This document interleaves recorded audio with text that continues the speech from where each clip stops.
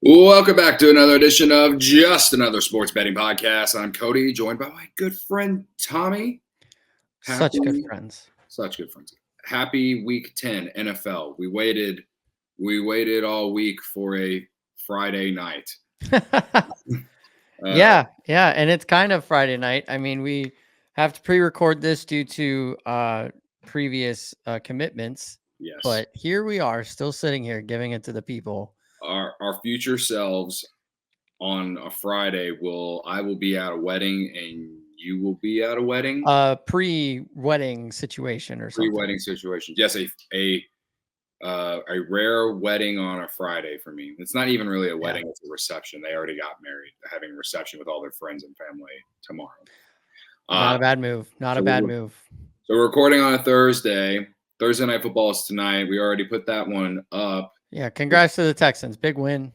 Back on the horse. Sorry to hear about Aaron Rodgers retiring in the middle of the season and totally abandoning the Jets. That's crazy. Congrats to the Jets on winning without Aaron Rodgers. All right. Ooh, I'd be in for that. There's my bold prediction of what's going to happen. I like that. Anyway, yeah. So I put up the college football week. I said this is NFL week 10. It's week 9, I believe. Yes, week 9 NFL, 10 for college. Yeah, college football week 10. It's up on the YouTube channel now. Go check it out. Went over our plays and everything. So, let's just get right into it. NFL week 9. The slate, I'll say this. I'll say it's better than last week, but it's not one that I'll be thinking about for years to come.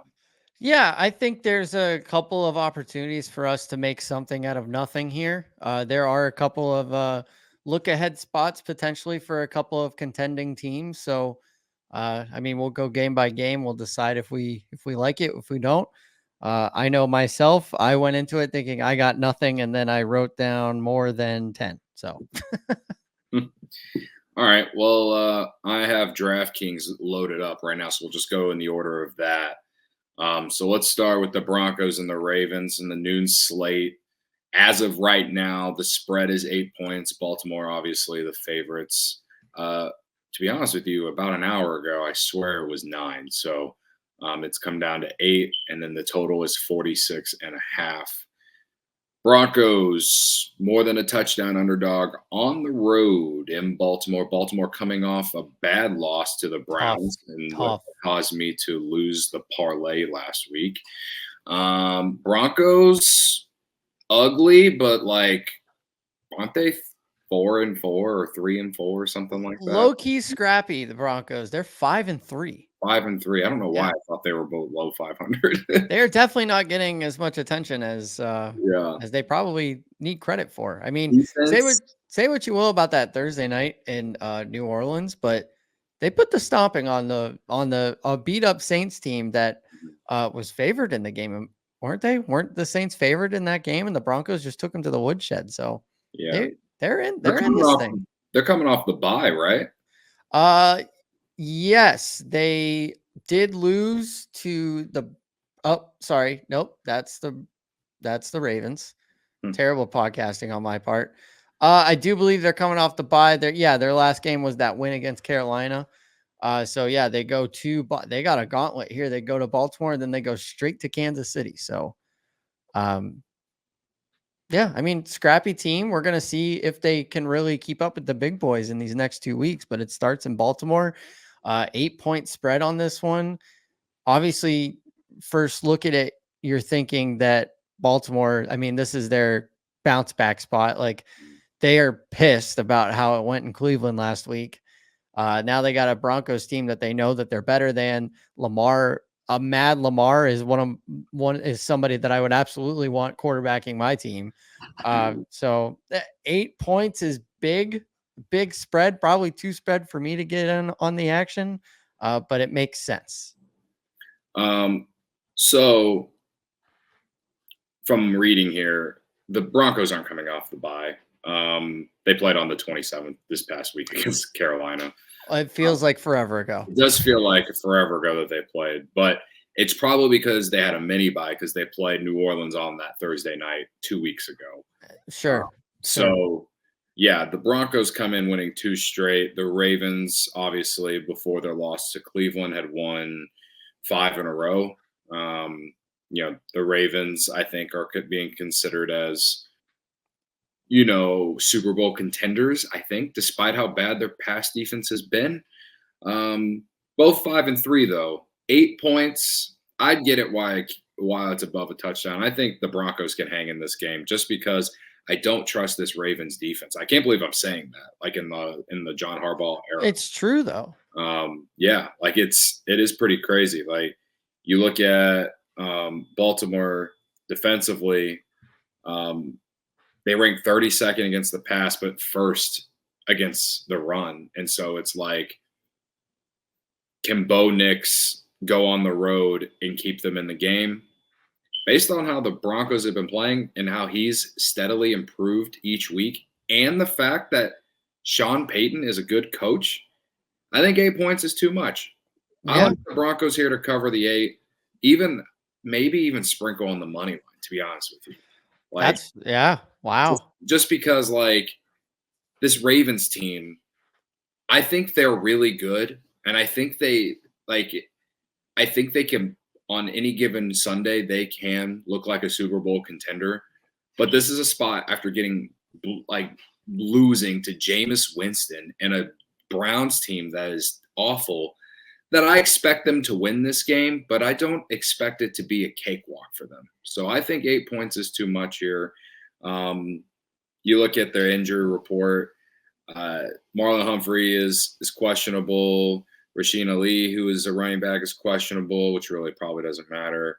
Arthur Mallett, questionable. Travis Jones, defensive tackle, questionable. They have multiple guys who are questionable on their injury report. Could keep going. Brent Urban has a concussion, questionable. Roderick Washington, questionable. Nate Wiggins, questionable. That said, the Broncos, you look at what they got.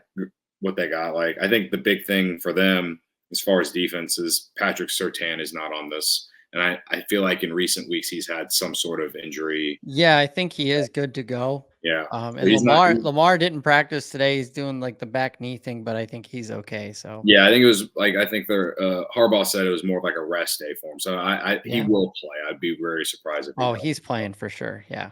So I don't hate the 8-point pick. I don't hate it at all. I think the Broncos are scrappier than people give them credit for. But because of the way you're saying that Bo Nix is throwing the ball, Baltimore's defense not so great, and Lamar just being a pissed off Lamar, I'm on the over 46.5. I feel like that's a good number for this game. I think both teams get into the 20s easily. So that tells me that somebody's going to get into the 30s. So that's 50 right there. So I'll take the over. I don't hate it. I'm not touching the total on this one, but I'm going to take the Broncos to cover the 8 here. There you go.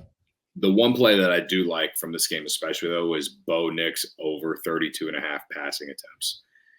And the game script says it all. Like, if Vegas has them as 8-point underdogs, and the Ravens pass defense is dead last, and they have all these injuries on the defensive side of the ball, and somehow, some way, the Ravens lead most of this game, and the Broncos already throw it more than they run it.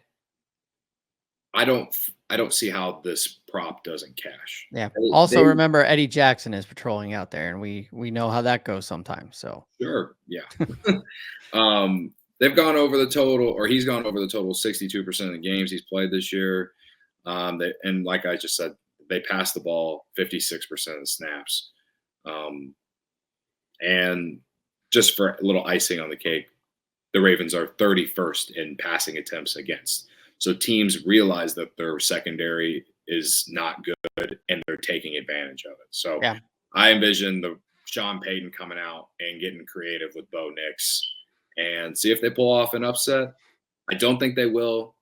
I wouldn't mind a little sprinkle, but I do think they cover the 8, and I'll take Bo Nix on the passing. There you go. So we got Broncos +8, and then over 46.5 for this one. All right. And the Bo Nix. And Bo Nix. Here we go. Dolphins and Bills. So the Tua revenge game, the Tua concussion revenge game. I don't know. Dolphins are 6-point underdogs against the Bills. Oh, total is 49. Bills minus 270 on the money line. I saw it and I immediately wanted to take Bills minus 6. And the reason being is that the Bills have won 12 of their last 13 games against the Dolphins. Just simply won outright. Then I went and looked at a lot of those scores, and they're all very high scoring games.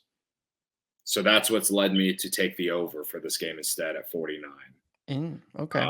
The last game they played, it did not go over, but remember, Tua got hurt, and the Bills, there's some fluky stuff happened to where like the Bills just kind of let off the gas and they didn't add on more points when they easily could have. Sure. On that Thursday night football game. I think it was week 2 of the season. But you can go over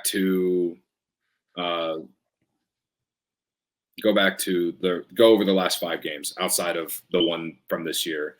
When they played in the playoffs, it was a 21-14 game, but postseason unders are very common in the postseason because of teams just trying to eat clock. Right. But regular season play last year, in October, the Bills won 48-20. In the game before that, the Bills won 34-31. The game before that, 32-20. So they just know how to torture the Dolphins defense. Yes. The Bills have owned the Dolphins for a long time. The one Dolphins win over the last 13 games came back in 2022, in September 25th, 2022. The So Dolphins is that won like week 21. 2 or week 3? Yeah. Yeah. The Dolphins won 21-19 in that game. But the Bills have won every single game in the span of 13 games. Yeah, and that one, wasn't that the crazy walk-off too? That Dolphins win, didn't they walk it off somehow, like a late fluky pick from Josh Allen? And Oh yeah, Yeah. it was in like the end zone or something like sure, that. yeah. I think that. that was that one. Yeah. So even then, their last win was kind of a fluky one. So So I think the point that I'm getting at here is that these teams know each other really well, and that normally leans to me wanting to play the under because they know like the defenses know each other well. But every time they get together, it just turns into chaos. sure. And Mike McDaniel has his quarterback back, and whether we like the fact that he's playing or not, he was rusty last week coming back for his first game, and that's why they look bad. But I think like we got a week of practice in here. The Dolphins need to win this game. I think they come out firing with Tyreek Hill and Jalen Waddle and all those guys that we all thought that this Dolphins team was going to be good this year. Yeah. Tua doesn't get hurt, I think we probably think about the Dolphins a lot differently. So I think the Dolphins come out hot. I think the Bills continue to do what they've been doing, and I think we get like a 30-27 game or something like that. Sure. Yeah. Yeah, I'm not crazy about the spread either. I think 6 points is a lot of points. I'm not super as crazy about the total as you are either. So I don't really have anything for this game other that I think I'm going to add the Bills money line into some sort of a money line parlay. Just 270. That's a good safe number to me. Those are the ones that I like to pick out 4 or 5 of them on the slate and then shove them together for like a plus 300-ish parlay. Mm-hmm. Just brick by brick, just get it done. The Bragg's brick by brick parlay of just money lines. So Yeah. I like the Bills to win. I don't know about the cover. I don't know about the total. But I mean, Josh Allen looks like he is very much on a mission this year. I don't think he's thrown a pick this year yet. So he's ready to roll. Yeah. Yeah. I like the total here, but I don't really like any props from this game. So we'll ride. And I also like Bills in a money line parlay too, which we'll get to at the end of the show. Sure. Commanders and Giants. Commanders 4-point road favorites against the Giants. Totals 44 points. I don't have a play on this game, but if I were to play it, I honestly feel like I'd take the Giants just based off how bad the Commanders looked last week offensively against a good Bears defense. I think the Giants defense is pretty good too.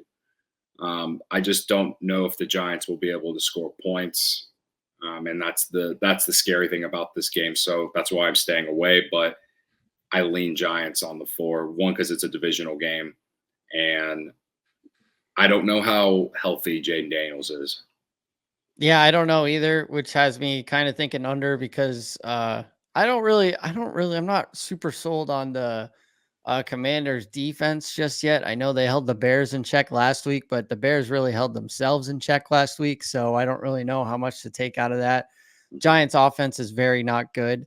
Um, but their defense is okay. They hung in with the Steelers throughout the game. And if you think about it, like the Steelers won the game based on the kick or the punt return that they had. So it wasn't really an offense versus defense kind of thing. So the Giants defense is good.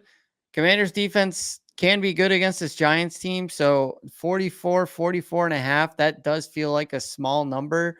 It started at 42 and now we're up to 44 and a half. If it creeps to 45, I'm really going to like it. But even if it stays at 44 and a half, I think I really like that under. So I'm going to be on that. I kind of want to do another Daniel Jones interception, but I feel like I've been hard on the guy. So I might lay off of that one. And also just to fact check myself, Josh Allen did throw one interception last week. So he does have one interception. So yeah, I like the under here, 44 and a half. I might wait it out to see if it gets to 45. If not, I don't see it going any lower than 44 and a half. So I'll probably take it around game time. Okay. Well, I'm looking at their injury report. The Daniels is questionable, but he'll probably play. Um, all I know is that as that game went along between the Commanders and the Bears, you could tell that the ribs were bothering him. And Oh yeah. if I'm the Commanders, I gotta tread lightly because that's your future.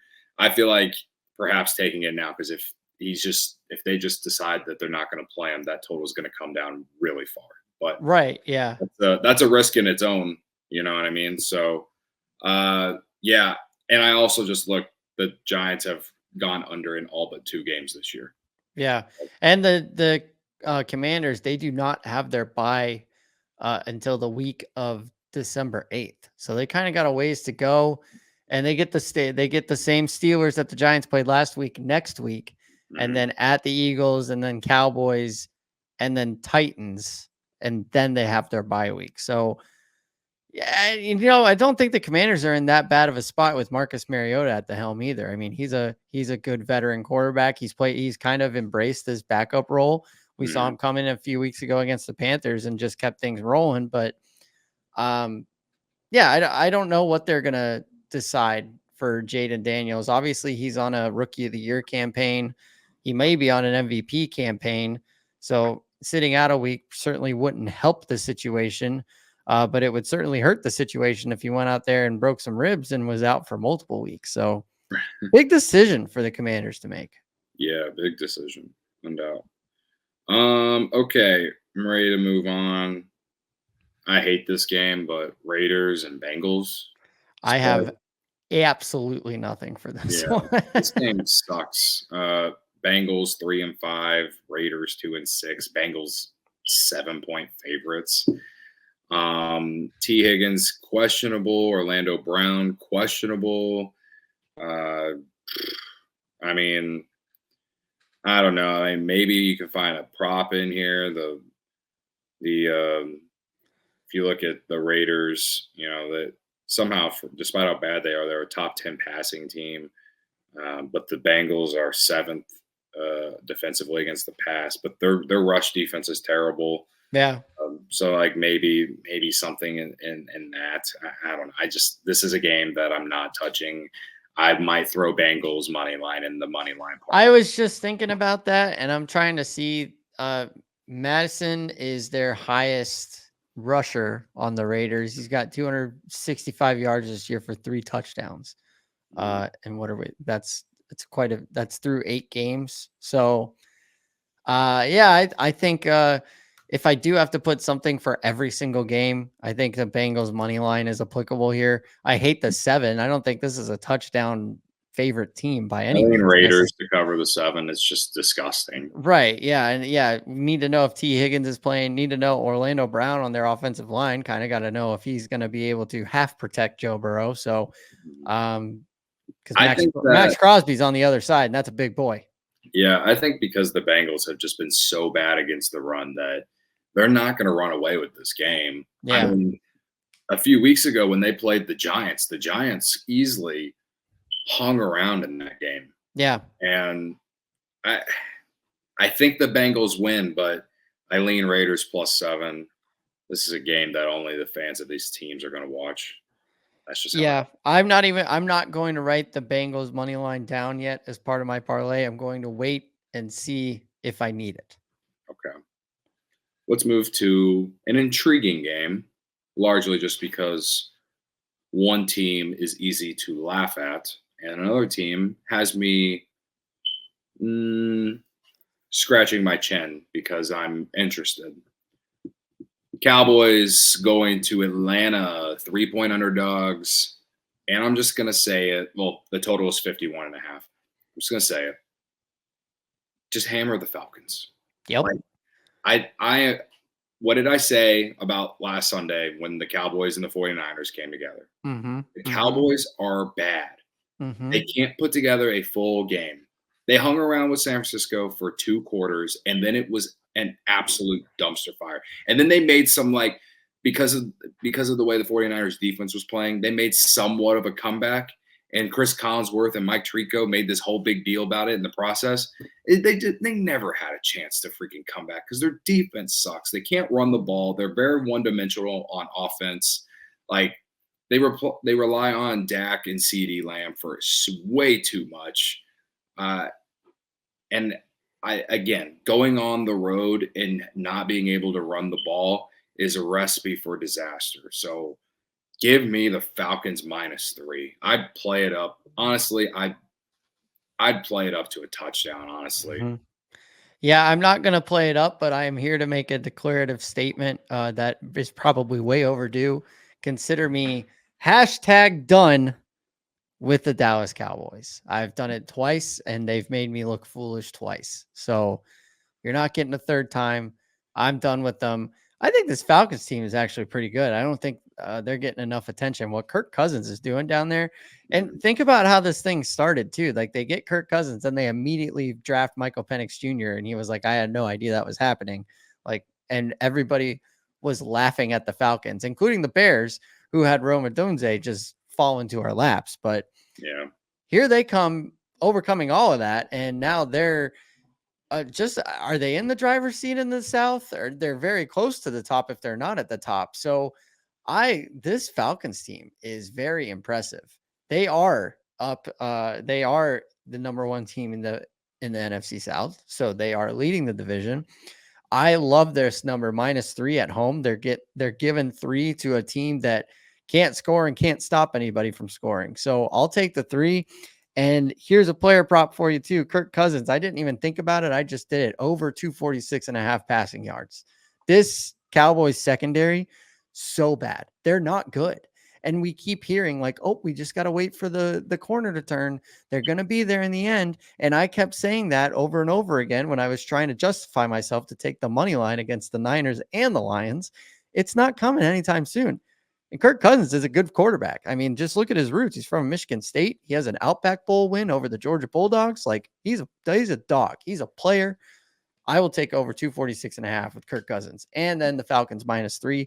I agree with you. You could play it up, but I'll just take the 3 and run. same. Trevon Diggs, questionable. Micah Parsons has been out the last 3 games, which has been a big part of why their defense has been bad. He's questionable. McCarthy wouldn't say, as far as like the last time this was updated, he wouldn't say to the media if he would be able to play. I mean, he didn't practice on Wednesday. So even if he does play, like I just don't envision him making all the difference in the world. Yeah. Because their pass defense has been terrible. And Yeah. in general, like Dexter Lawrence is being out too hurts them. They're 31st against the run. They're 20th against the pass. The Falcons have Bijan Robinson and Tyler Algier, and they're 15th in rushing and they're 6th passing as well. Like it just feels like this Falcons team is getting disrespected here. I've seen the Cowboys. I feel like it's 3 points because the Cowboys are the Cowboys. It started as a 1-point favorite for the Cowboys. Maybe that was preseason, but I feel like you should jump on the 3 now because this thing should be 5.5, honestly. Mm-hmm. Yeah. Overall, the Cowboys are 31st in defensive scoring. Yeah. Falcons are 12th. And the Falcons defense, it's not like the greatest one, but it's good enough. They're 19th scoring defense, 18th against the pass, 21st against the run. But again, if you can't run the ball, when the Cowboys are dead last in running the ball, if you can't run the ball, you're not going to go on the road and win. Yeah, yeah. And you can say anything you want about the Falcons defense because at the end of the day, they are scoring more points than the points that they're giving up. So even if they give up 40 points, they're scoring 50. So I like the Falcons here. Love it. Let's go. We're both on Falcons -3. Let's go. Yep. Next game. This is a game that I want to take a money line on, but I want to hear your thoughts first. Chargers at Browns. Chargers 1-point favorites, so -115 on the money line. Browns 1-point underdog, -105 on the money line. So it's just like as even as it possibly can get. Yeah. Browns coming off the upset win over the Ravens with Jameis Winston. Total is 42.5. Chargers, I believe, are they coming off a bye? They're not coming. 4-3. No, they beat the Saints last week. Yeah. 26-8. It was like 2-3 for a very long time in that game. Yeah. I was gonna say, I did feel like it was like one of those like ones that everyone just kind of forgot about. But like 2 weeks before that, I took the Chargers to beat the Cardinals, and they just completely shit the bed. Right. But yeah, they were 7-point favorites last week. They won 26-8. The Saints are bad. My thing, the reason I want to take the Chargers here is I just don't believe in the Browns. Like changing the quarterback with this team just doesn't fix everything, in my opinion. And I think the Chargers have a really good defense. If anything, maybe the safe play is the total, maybe the under, just because like these offenses haven't like been consistently doing it. But it's hard to look at the Browns offense and say it's going to be bad whenever it's been 1 week of Jameis Winston and he just put up all those points against the Ravens. This Chargers pass defense a lot better than the Ravens, though. You know what I mean? So I lean Chargers. Joey Bosa being questionable right now kind of scares me, but I lean Chargers because I think they're just the better team. And I think they're going to be able to run the ball at a decent amount. Browns 18th against the runs, middle of the pack. It makes sense on why it's 1 point. Both these teams you can make basically the same arguments for. Yeah, I just think Harbaugh is a better coach. Yeah, you said it yourself. You think you can make the same arguments for either team, and I am here to do that for the Browns because I wrote down the Browns money line. Like this is weird. The Chargers are a weird team. They were a team that some people were talking soupy over there, and they came out super flat and didn't look like they knew anything was going on. Justin Herbert hurt a lot already early in the season. He seems fine now. But the whole situation in Cleveland just has my attention because of just everything with Deshaun Watson, both on the field and off the field. Of course, we all know the off-field stuff and how much of a terrible thing that was and what he was doing. And then on the field, just him sucking just magnified everything that these poor Browns fans, like I never thought I'd see the day I'm saying poor Browns fans, but poor Browns fans, man, like they're in cap hell for all of eternity for this one guy. And it took him tearing his Achilles and then another guy getting hurt for them to get the Jameis Winston to give him a shot. And look, say what you will about Jameis, but he is a veteran in the NFL now. He's been on teams that have won games before, and now he's taken hold of this Browns team, and he is not afraid to be the leader in the clubhouse and be like, this is my team now, and I'll take us.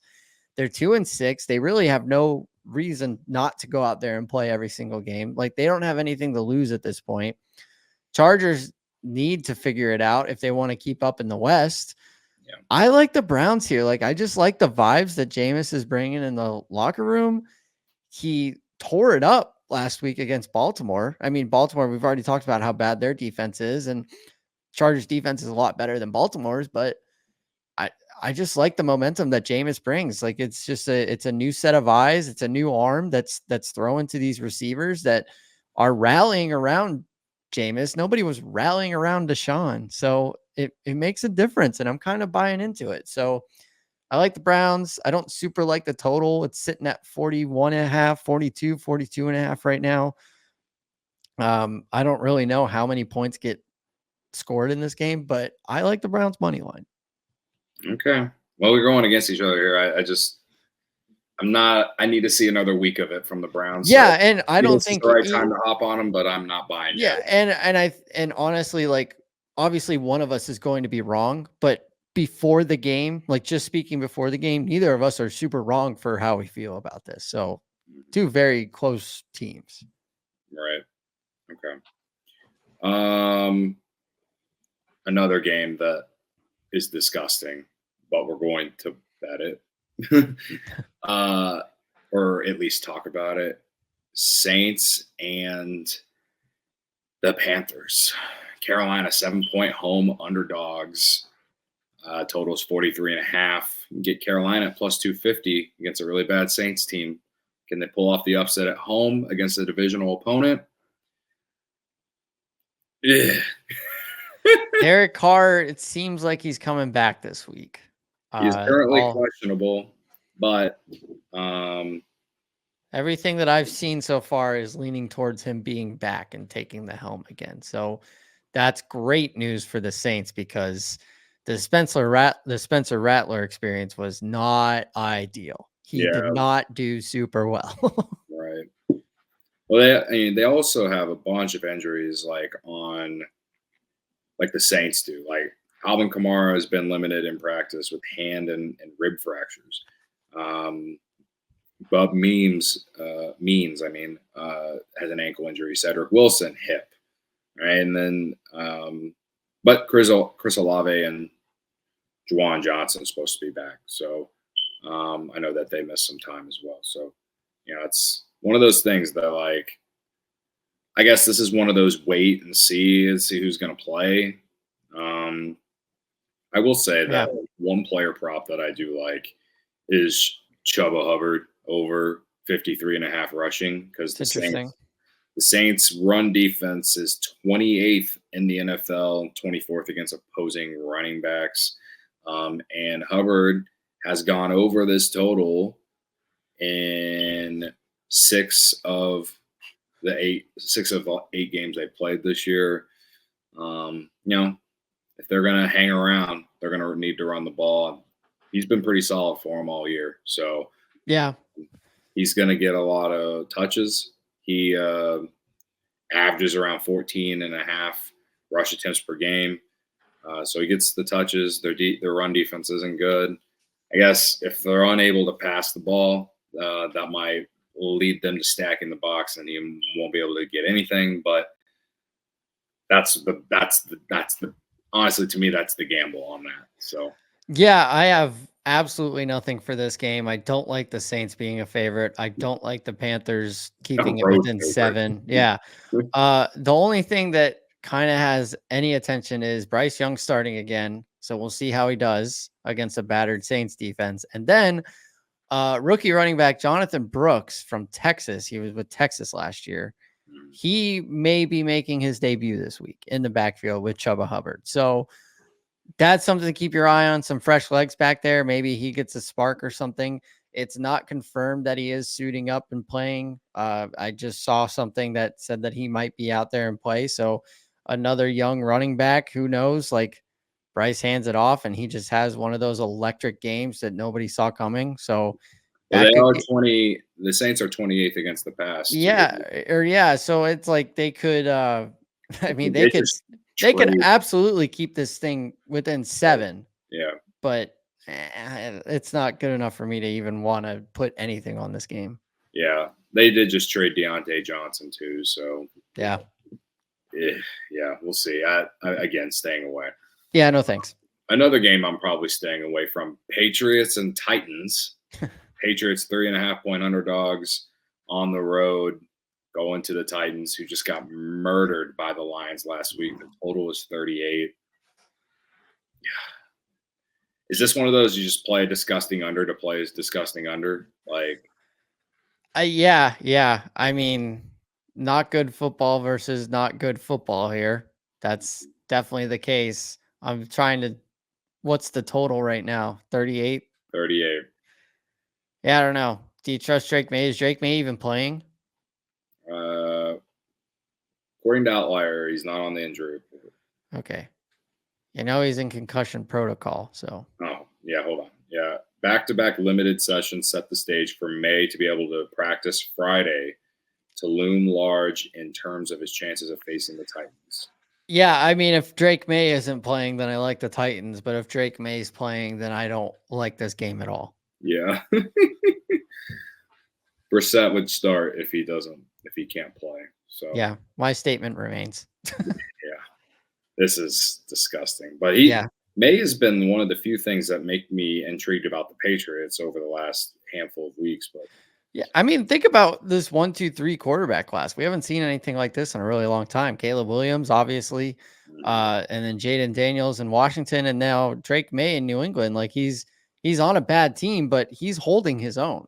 yeah, yeah, the Titans have the number one pass defense in the NFL, which is hard to believe. But That just tells you how bad their offense is.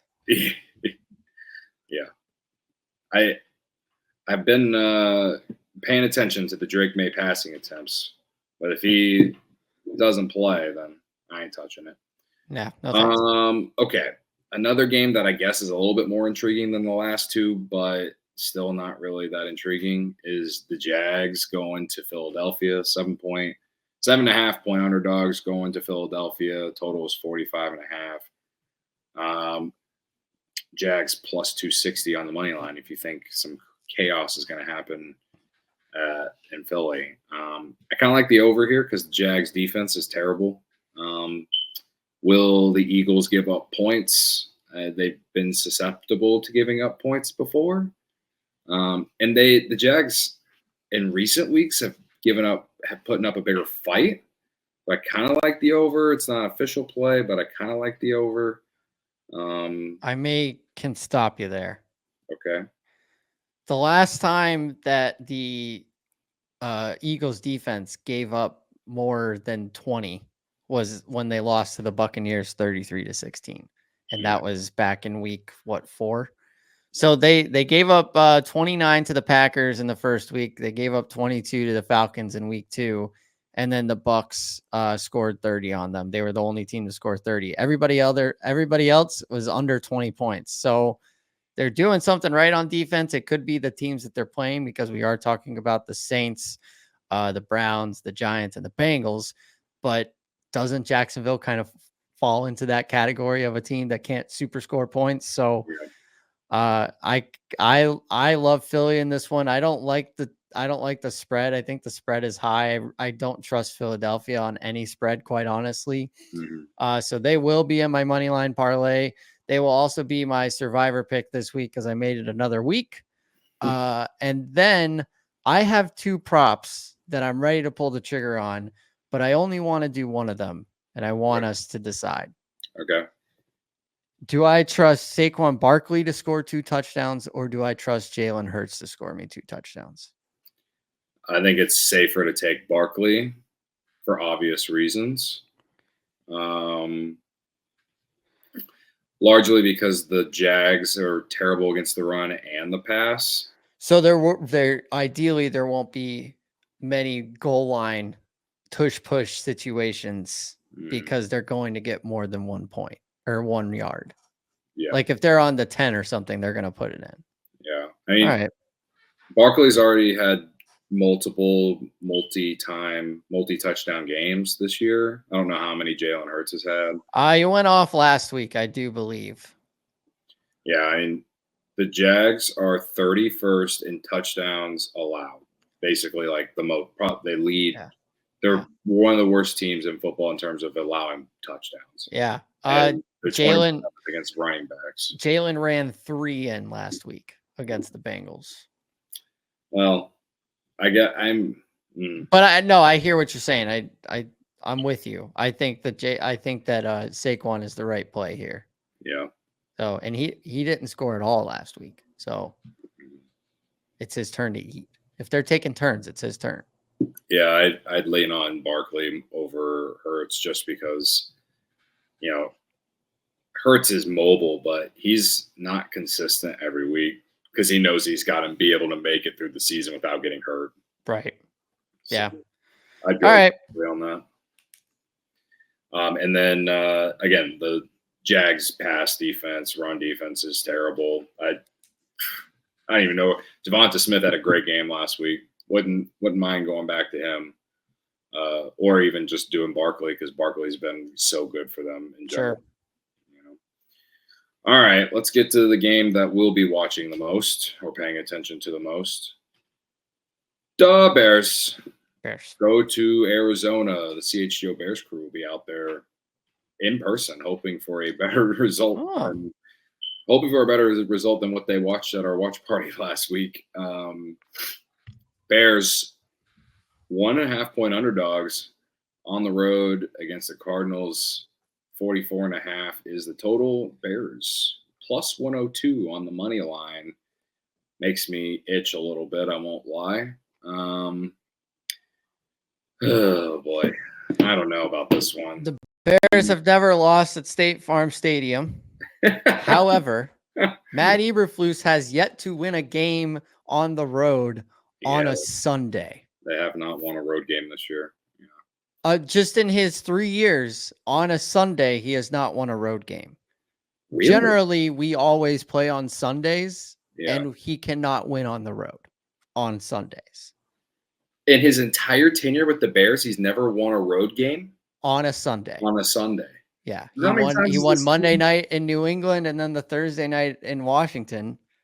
But yeah. Oh man. Yeah.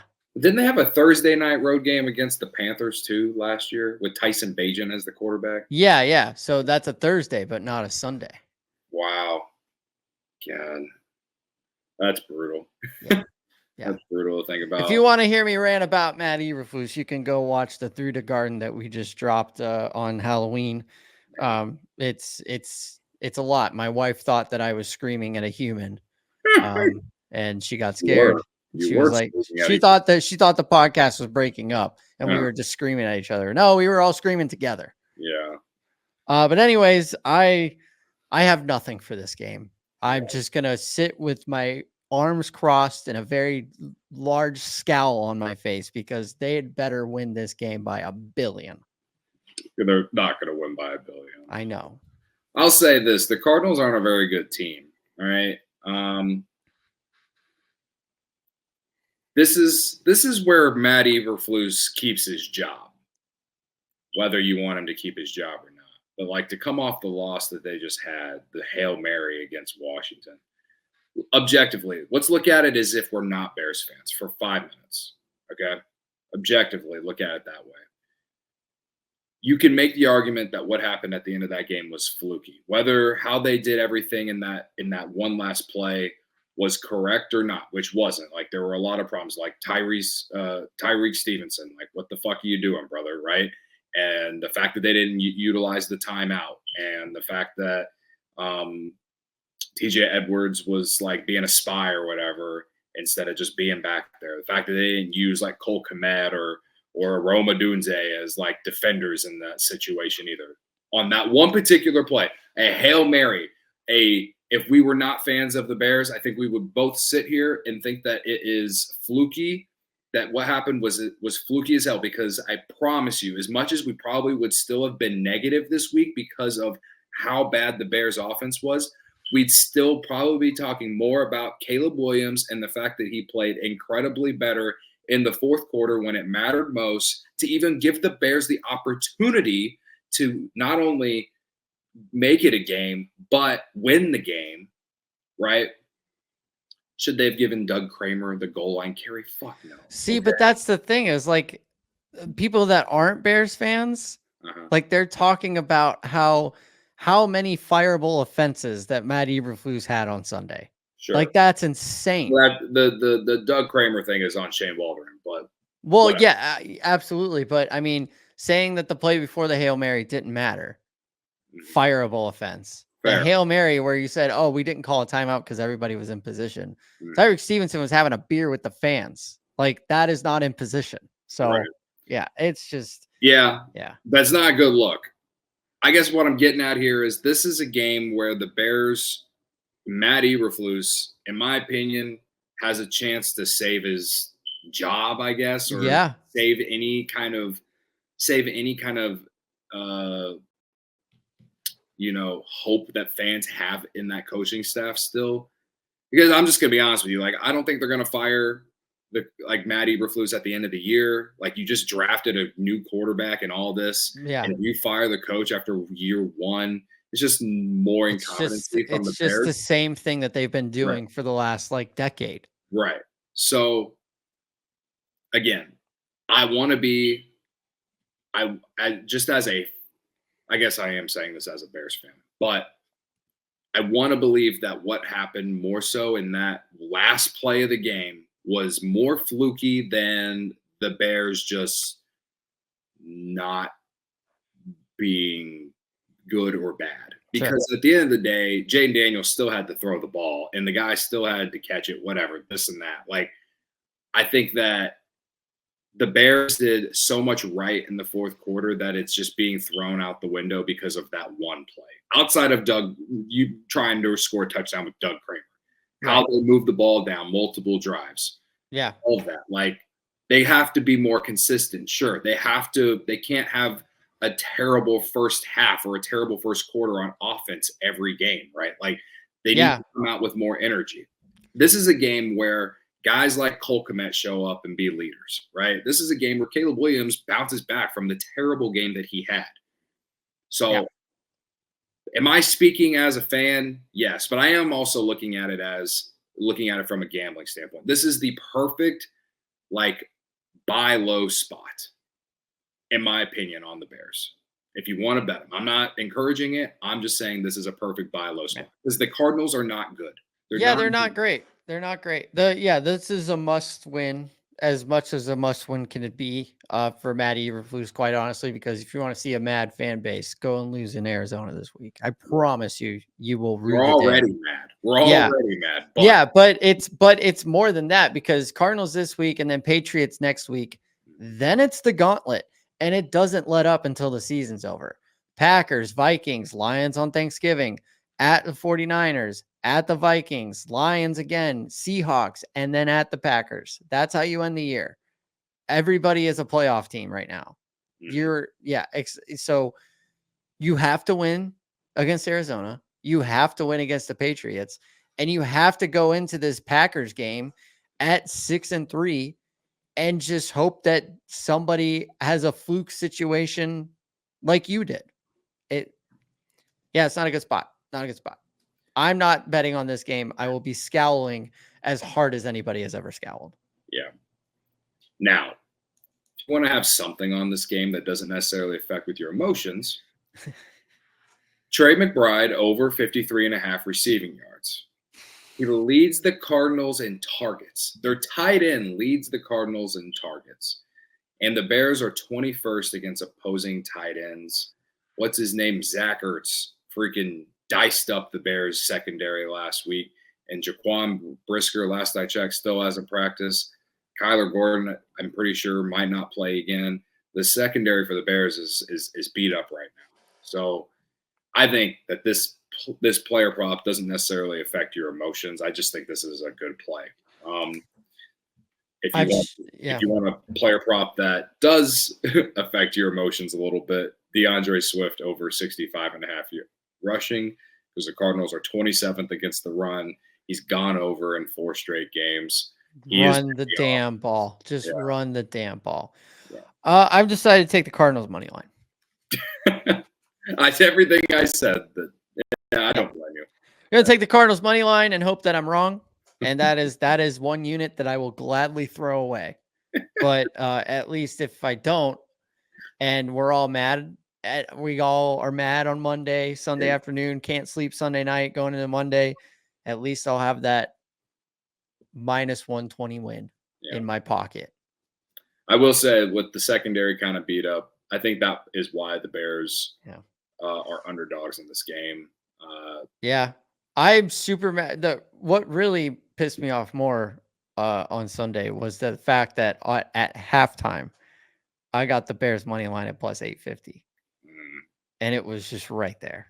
It was, and then I could have cashed out, but I was like, why would I cash why would out I right cash now? out? They got What could possibly go wrong?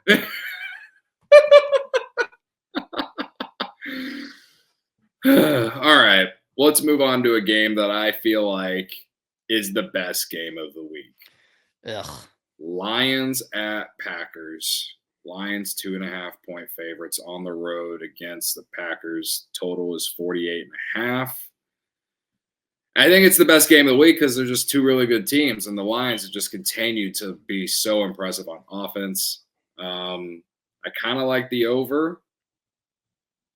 Lions pass defense, as good as the team is, their pass defense has been atrocious all season. Packers surprisingly improved against the run, but their pass defense not so great. Yeah. And it's a divisional game, which scares me. But I think we could see someone have 30 points in this game, and I think it's going to be close. So I think we could see 50 points. See, I think maybe this is my NFC North bias, true black and blue division of football, feeling that this game is under, just because I feel like there's a lot riding on this game. This is the Lions saying this is our division now, and this is the Packers saying not so fast, buddy.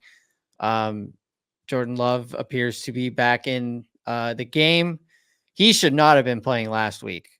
He looked like was bad. He was hobbling from the start. There's no way he should have played. They say his groin is fine now. And but honestly, I don't trust it. I feel like he's going to go back out there and hobble around again, and that hinders what the Packers can do. And I think that the Packers defense is going to stand up and say, make a statement against the Lions. It was like, you can't steamroll everybody. So I'm gonna take the under in this one and hope it's a 2-2 tie, because I hate them both. Fair enough. I actually, you've kind of swayed me, but I think I'm sticking with Lions -2.5. Like I can't. Okay. I just can't go against the Packers or against the Lions in this spot. Yeah, I mean, I was thinking about taking the Packers money line for the same purpose of taking the Cardinals money line. It's like, at least if they win, like, I get paid for it. Yeah. I just think the Lions are a better football team, man, and they went to Minnesota and won there, and then I know they've had some cupcakes the last couple weeks, but shit, like they have been as impressive as you could imagine. Like, yeah, they have been incredible. The Lions have been. This is a Lions team that not only we've never seen, nobody has ever seen a Lions team like this. Yeah. Even Barry Sanders has never seen a Lions team like this. You know, like, it's what they're doing is awesome, and I'm happy for Lions fans. Like, for now, if we keep doing this for a couple of years, I'm gonna change my opinion. But last year I was happy for them. I'm happy for them this year. Next year they can shut their mouths. But I mean, they're the best team in football right now, hands down. I don't think anybody can disagree with that. Yeah. So I like Lions -2.5. I'll take the under with you because I forgot that Jordan Love had that ankle injury, and I do believe in the whole, like, both, like, this game being so big, so the defenses are going to come out, and it could, like, all it takes is one quarter to kill an over. Right. At this total. So if there's one quarter where maybe it's less than 7 points, I feel like that total is safe. That said, as far as a player prop from this game, I love Jahmyr Gibbs over 19.5 receiving. I just said the Packers run defense has surprisingly been a lot better than in recent years, but their pass defense, um, specifically to opposing running backs, has been atrocious. They're 27th against the pass against opposing running backs. So he's fourth on the lines and targets as well, which is crazy to me that considering all the weapons that they have with Amon-Ra St. Brown and Jameson Williams and Laporta and whoever else I'm missing. I feel their weapons are so stacked, you know. So Yeah. I love Jahmyr Gibbs over 19 and a half receiving. That's I like that, and Lions minus 2.5. There you go. Okay, let's speed through these last 5 minutes. We got 2 games left. Let's start Rams Seahawks. It's the 3:30 game. One of the 2 3:30 games. Rams 1.5 point favorites on the road against Seattle. 48 is the total. Rams minus 120 on the money line. Listen, I think the Rams are coming off a nice win. They're coming off a nice win. This Seahawks team I haven't believed in all season. It's tough to go to Seattle and win there. It's one of the best home like environments a team has in the NFL. But give me Sean McVay, give me Matt Stafford. Puka Nacua is back. He came back from injury an hour before his last game and was just like, yeah, I'm gonna play. And then everyone was fearful that how much he was going to be used, so they want to put him in their fantasy lineups or even bet on him. I think his line was like 28 and a half receiving yards, and he went over that in the first quarter. He looks as healthy as ever. And Cooper Kupp, I think he's fine as well. Yeah, I think he is back. Yeah, he played in that last game. For some reason, I blanked on that for a second. But the Seahawks pass defense is terrible. I'll take the better coach. I'll take the better quarterback. I think Stafford's better than Geno Smith. Yeah, give me the Rams on the money line in Seattle. DK Metcalf is back. He practiced this week, and he had the MCL sprain, but he practiced this week. He is expected to play on Sunday. Don't know how effective he will be though, because MCL sprain kind of sounds bad.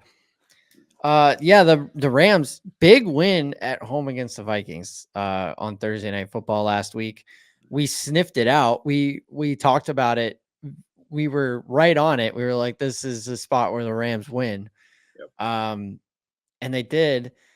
I am not sold on the Seahawks team either, but I'm not certain. I'm not really ready to sell my stock on it yet. They're 4-4. Rams 3-5. Rams obviously need this one a little bit more, but yeah, Seahawks playing at home, 325 start. It just feels like a Seahawks home cooking. I did check to see they are only wearing their normal uniforms. They're not wearing the throwbacks. This is a tough one. This is a very hard one. I originally had the Seahawks money line written down. I think Matthew Stafford is going to just throw the ball an obscene amount. Which can be helpful and hurtful. So I don't know which way I'm going to lean here. You like the Rams, right? Yeah. I don't have a very good record of going against you. But I do need to build it. 90% of the money right now is on the Rams in the money line category, at least. This is a tough one. I don't really like the total either. So I've not made a pick. Maybe I should. Let me say this too, that the Rams are 3-4, and like honestly, they need to win this game more than the Seahawks do. Yeah, hungry dog runs faster. Yeah, absolutely. Tell you what, I'm going. Go ahead. What? I'm gonna ride the Rams with you. Okay. I'm gonna take the Rams money line, but also Matthew Stafford to throw an interception. Against that pass defense, I don't see it, but he is known to throw picks. And it's a divisional game. I think McVay is a better coach. They have more talent, and also this Seahawks team, man. They started the year 1, 2. They started the year 3-0. Since they started the year 3-0, they lost 42-29 to the Lions. They lost 29-20 to the Giants. They lost by double digits to the 49ers. They beat the Falcons, okay. On the road, okay. Like, that's a good win. I sniffed that one out. You were right on that one. Credit to you. But then they follow that up with a 31-10 loss to the Bills last week. The Bills are good, though. The Bills are good, but, like, they lost 29-20 to the Giants. The Giants are trash, at least with the Rams. You know what? You look at the Rams schedule, and you're like, okay, they lost by 6 to the Lions. They lost to the Cardinals divisional game. That's a bad game. I think that's also a game where a bunch of guys got hurt, whatever. But they beat the 49ers.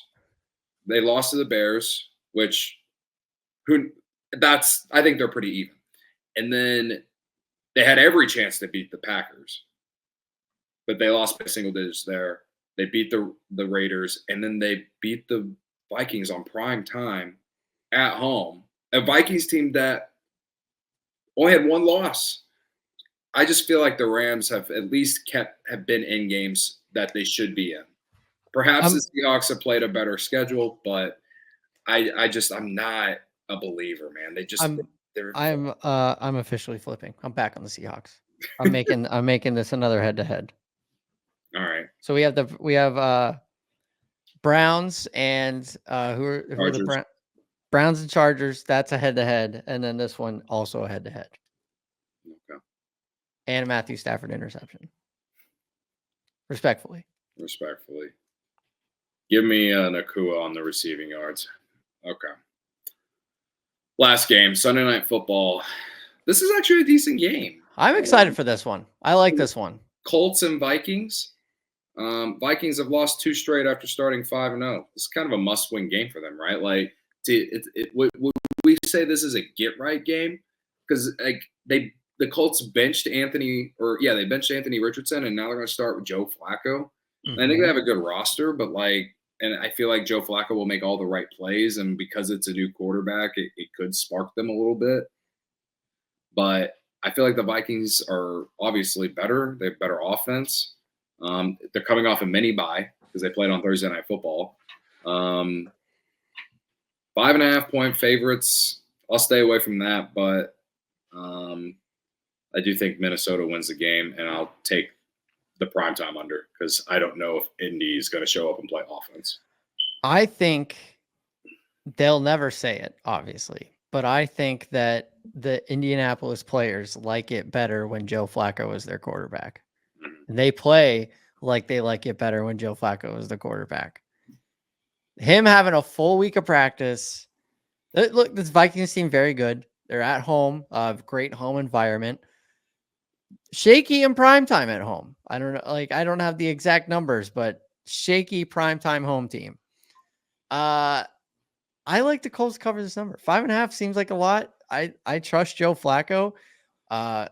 I trust his leadership and being able to get the team to come together after a tough time. What Anthony Richardson did was wild, but it could end up being a good thing. You know, he learns behind Joe Flacco, and then next year he takes off, or later this year he takes off. I don't know. But this team going back to Joe Flacco, Sunday night game, that's going to be a storyline, obviously. Chris Collinsworth is going to love talking about it, somehow bringing up Aaron Rodgers in the process. I will take the Colts plus 5.5. I think this is a close game. Vikings probably do end up winning the game, but Joe Flacco isn't going to just roll over for them. Okay. Yeah, I do lean Colts plus 5.5 if I take the spread, just because there's something about putting a new quarterback in there. It's like Jameis Winston with the Browns against the Raiders. But this isn't a new quarterback, though. They've done it. Yeah. He came in one game and then played 2 full games. So. Sure. I don't know. Yeah. This is a spot for the Vikings where they have to prove to the world that, hey, our 5-0 start wasn't a fluke. I think their offense is there, but their pass defense is terrible. Yeah, that's a good point. But the Colts' run defense is awful too. You know, if the Vikings, I think that's the question: is can the Vikings run the ball, and can the Colts throw the ball? I don't know. So I'll take the under. because I'm not sure what to expect from these teams. And I'll ride Colts plus 5.5. Okay. I think, yeah, I'll just keep it at Colts plus 5.5 for me. Okay. And player prop wise, Aaron Jones. Aaron Jones rushing and receiving, or just rushing? Probably rushing. Probably just Aaron rushing. Jones rushing. Yeah. Give me Aaron Jones rushing, because I believe that he not only has he been awesome this year, but he has consistently been producing every single game. And they're coming off a mini bye, so he's a little more fresh. Yeah. Give me the Aaron Jones rushing and Colts plus 5.5. Love it. All right. We did not keep this under an hour. We tried, but we sure didn't. But anyway, there's your weekly. You got your money line parlay? Oh, my money line parlay. While you're doing that, I have mine. This is the don't get greedy, just do it parlay. Plus 241. Bills money line, Eagles money line, Falcons money line, Ravens money line. A lot of birds and some Bills. One more time. Bills, Eagles, Falcons, Ravens. Plus 241. Okay. A lot of birds. Yeah, you're right. All right. I removed one during the process of talking through it, but I think I'm going to add it back. Okay. So let me do that. Okay. Here we go. Are you ready? I'm ready. Ravens money line. Going to bounce back from bad loss against the Browns. Yep. Right? Bills money line. The Bills have beat the Dolphins 12 of the last 13 games. Yep. Falcons money line. The Cowboys are a dumpster fire. Yep. Right? Bengals money line. Do the Raiders even care anymore? Do they even care? Good point. I don't think so. Good point. Eagles money line. Huge win against the Bengals last week. And the Jags are absolute trash defensively on all facets of the game. Yep.